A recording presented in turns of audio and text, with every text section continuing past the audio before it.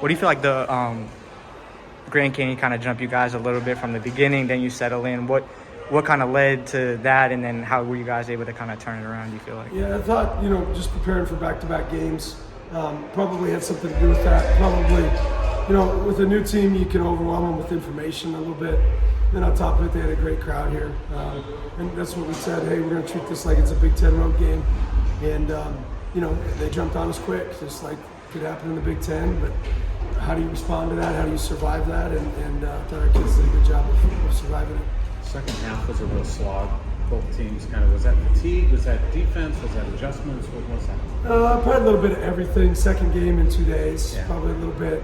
It was a pretty physical game, so that probably added to it a little bit.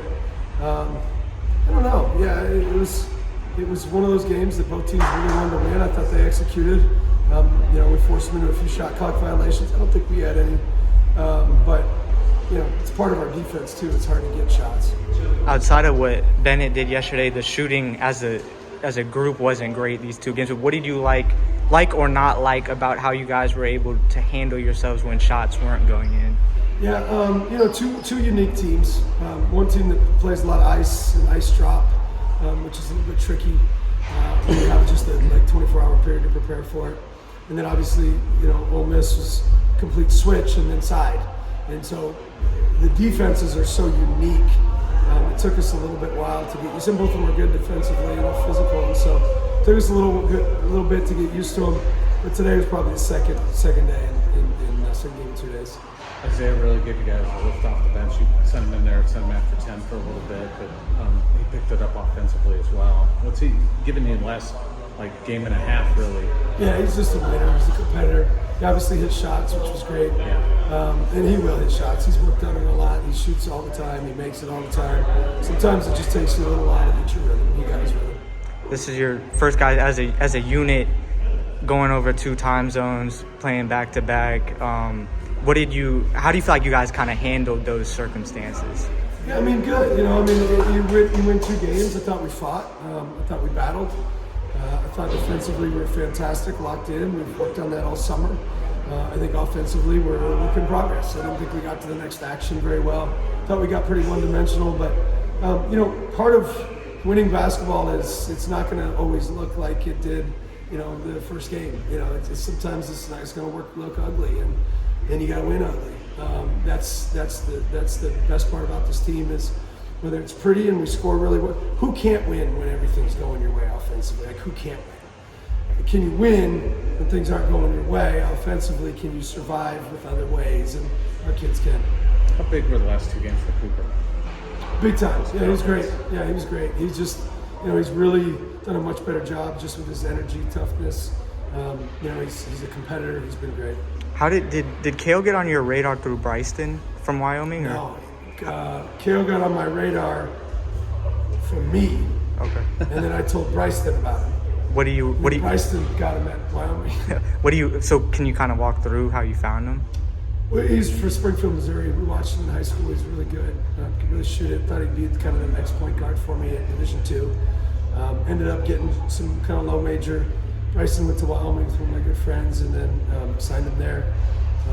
Then Jeff Linder got the Texas Tech job, and then Kale was on the open market, and we got him.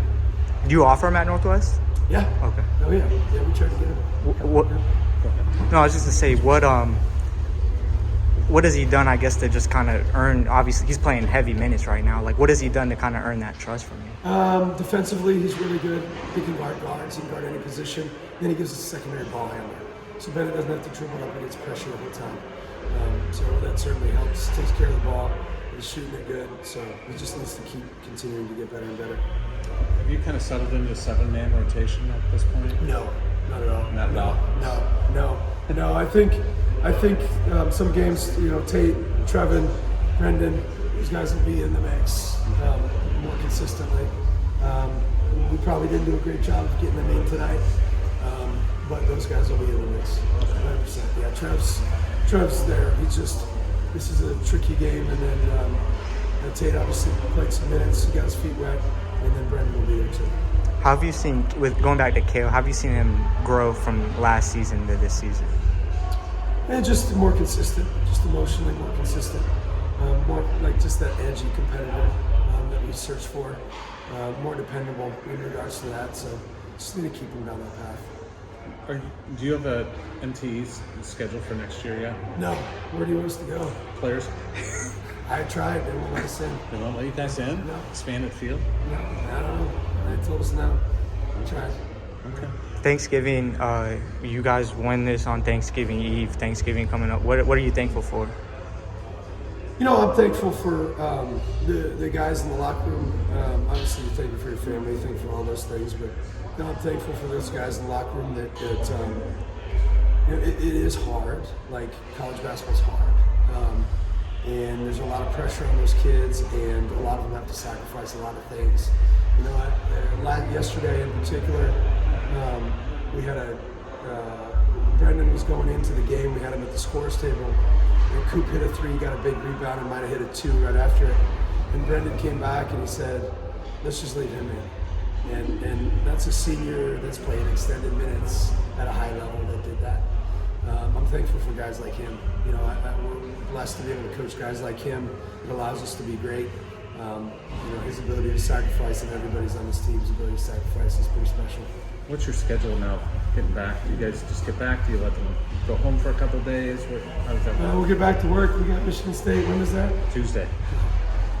We'll get back to work. I just got him today. With the emotion you show on the sideline, is that your competitiveness? Is that like level of anxiety during the game? What kind of is going through when you're showing that? Yeah, I mean, it's probably my competitiveness.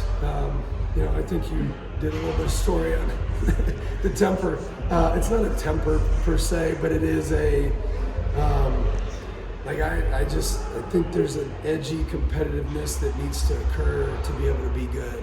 And I think you always need to be able to take it to the next level in regards to that. And so when you're in competition, you're in competition. When you're out of it, you're a completely different person. But you know, I think competitors naturally compete with a level of fierceness, and that's what I want my guys to do.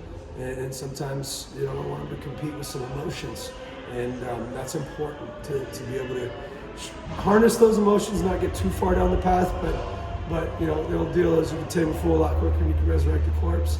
I'm a big believer in that you got to have a little edge to you to be good. What's your favorite Thanksgiving food? My wife makes this mushroom stuffing, and then couple that with the gravy that she makes and the mashed potatoes. Dark meat turkey, but she grinds the turkey so I can eat the white meat.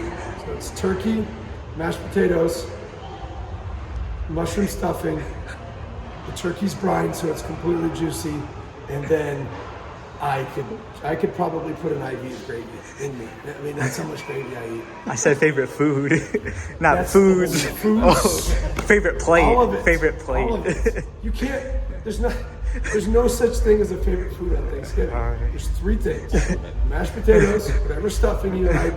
Well, 4 things: gravy and turkey. That's it. That's it. Anybody else that wants anything else, maybe they could add some sweet potatoes, but that's about it. No mac and cheese. No. Oh man. No. All right.